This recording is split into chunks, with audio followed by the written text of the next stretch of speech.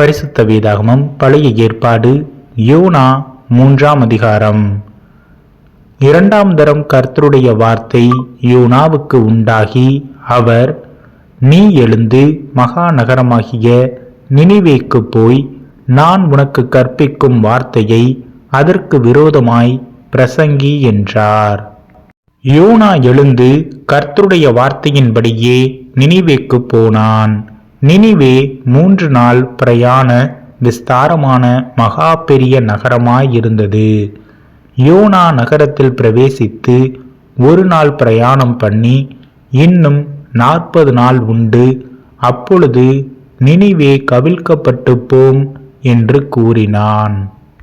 அப்பொழுது நினிவேயிலுள்ள ஜனங்கள் தேவனை விசுவாசித்து உபவாசம் செய்யும்படி கூறினார்கள்.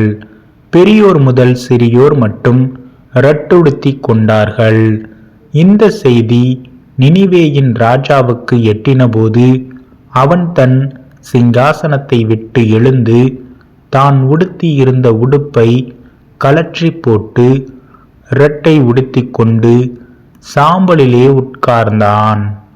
மேலும் ராஜா தானும் தன் பிரதானிகளும் நிர்ணயம் பண்ணின கட்டளையாக நினிவேயில் எங்கும் மனுஷரும் மிருகங்களும் மாடுகளும் ஆடுகளும் ஒன்றும் ருசி பாராதிருக்கவும் மேயாமலும் தண்ணீர் குடியாமலும் இருக்கவும் மனுஷரும் மிருகங்களும் இரட்டினால் மூடிக்கொண்டு தேவனை நோக்கி உரத்த சத்தமாய் கூப்பிடவும் அவரவர் தம் தம் பொல்லாத வழியையும் தம் தம் கையிலுள்ள கொடுமையையும் விட்டு திரும்பவும் கடவர்கள்.